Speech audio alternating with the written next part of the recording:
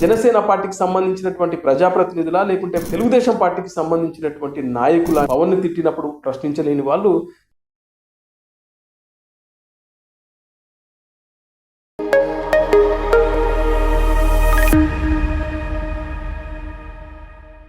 Hello friends, నేను రాజు గారు. ఓ issue వచ్చినప్పుడు దాని చుట్టూ భిన్న అభిప్రాయాలు వినబడుతూ ఉంటాయి. ఇప్పుడు అంబటి రాంబాబు ఇష్యూ పైన కూడా అలాంటి అభిప్రాయాలు కొన్ని వినబడుతున్నాయి. అది చంద్రబాబు నాయుడు పవన్ కళ్యాణ్ గారిని కంపేర్ చేసి ఇటు జనసేన పార్టీకి సంబంధించినటువంటి కార్యకర్తలు కొంతమంది సోషల్ మీడియాలో పోస్టులు పెడతా ఉన్నారు. అదేంటంటే అంబటి రాంబాబు ముఖ్యమంత్రి నారా చంద్రబాబు నాయుడు గారిని తిట్టారు. తెలుగుదేశం పార్టీకి సంబంధించినటువంటి కార్యకర్తలు నాయకులు అంబటి రాంబాబు పైన కేసులు పెట్టారు. ఇక అతన్ని అరెస్ట్ చేయడం కూడా జరిగింది. ఇక దీనిపైన జనసేన పార్టీకి సంబంధించినటువంటి కార్యకర్తలు సోషల్ మీడియాలో పోస్టులు పెడతా ఉన్నారు. చంద్రబాబు నాయుడు గారిని తిట్టగానే అరెస్ట్ చేశారు, రిమాండ్కి పంపించారు. మరి పవన్ కళ్యాణ్ గారి పైన కూడా చాలాసార్లు చాలామంది తిట్టారు కదా, మరి ఏ ఒక్కరినైనా అరెస్టు చేశారా అని చెప్పేసి కామెంట్ చేస్తూ ఉన్నారు సోషల్ మీడియా. అయితే గతంలో పవన్ కళ్యాణ్ గారి పైన కాకినాడ ఎమ్మెల్యే చంద్రశేఖర్ రెడ్డి చాలా దారుణంగా మాట్లాడారు. ఆయన కూడా సేమ్ ఇలాంటి పదజాలమే, ఏది అంబటి రాంబాబు ఏదైతే బూతులు మాట్లాడాడో అంతకు మించిన బూతులు పవన్ కళ్యాణ్ గారిని ఉద్దేశించి చంద్రశేఖర్ రెడ్డి గారు ఆ రోజున కామెంట్ చేశారు. మరి చంద్రశేఖర్ రెడ్డి గారిని ఇప్పటి వరకు ఎందుకు అరెస్ట్ చేయలేదు? జనసేన పార్టీకి సంబంధించినటువంటి కార్యకర్తలు, పవన్ కళ్యాణ్ గారి అభిమానులు, నాయకులు కొంతమంది వివిధ పోలీస్ స్టేషన్స్లో ఆయన పైన కంప్లైంట్ చేశారు. ఇప్పటి వరకు చంద్రశేఖర్ రెడ్డి గారిని ఎందుకు అరెస్ట్ చేయలేదు? అంటే ముఖ్యమంత్రి చంద్రబాబు నాయుడు గారికి ఓ న్యాయం, ఉప ముఖ్యమంత్రి పవన్ కళ్యాణ్ గారికి ఓ న్యాయమా అని చెప్పేసి జనసేన పార్టీకి సంబంధించిన కార్యకర్తలు సోషల్ మీడియాలో పోస్టు పెడతా ఉన్నారు. చంద్రబాబు నాయుడు గారి విషయంలో న్యాయం జరిగింది, మరి పవన్ కళ్యాణ్ గారి విషయంలో కూడా న్యాయం జరగాలి కదా అనేదే జనసేన పార్టీకి సంబంధించిన కార్యకర్తల ఆవేదన.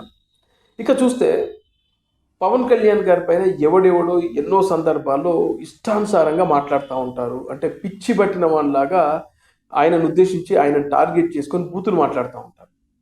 ఇక అంతేకాకుండా పనికి మాలిన విషయాల్లో కూడా ఆయన లాగుతూ ఉంటారు. ఆయనపై లేనిపోని నీచమైన కామెంట్ చేసేవాళ్ళు కూడా ఉంటారు. ఇంకా చెప్పాలంటే పేర్ని నాని లాంటి నాయకులు కూడా పవన్ కళ్యాణ్ గారిని ఉద్దేశించి ఆయన డిప్యూటీ సీఎం అయిన తర్వాత కూడా ఆయన టార్గెట్ చేసుకొని మాట్లాడుతూ ఉన్నారు.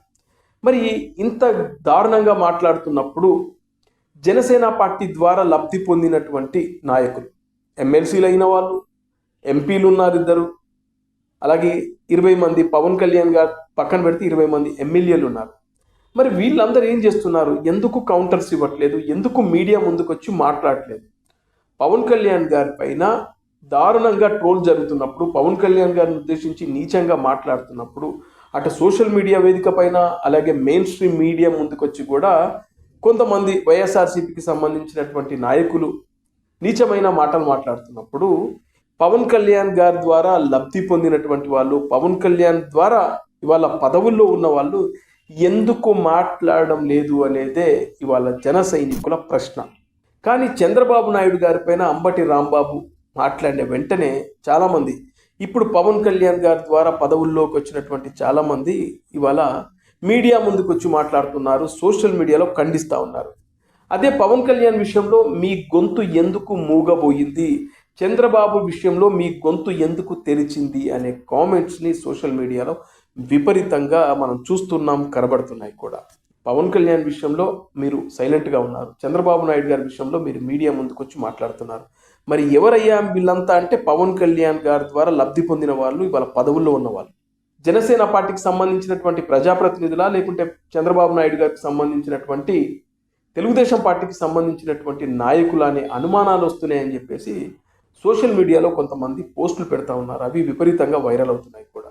జనసేన పార్టీ కార్యకర్తల మనోవేదన, ఆవేదనలో కూడా అర్థం ఉంది. ఎందుకంటే పవన్కో న్యాయం, చంద్రబాబుకో న్యాయమా? పవన్ని తిట్టినప్పుడు ప్రశ్నించలేని వాళ్ళు చంద్రబాబును తిట్టగానే ఎగేసుకుని వచ్చారు ఏంటి అని చెప్పేసి వాళ్ళు అడగడంలో తప్పేమైనా ఉందా? దీనిపై మీ కామెంట్ చేయండి.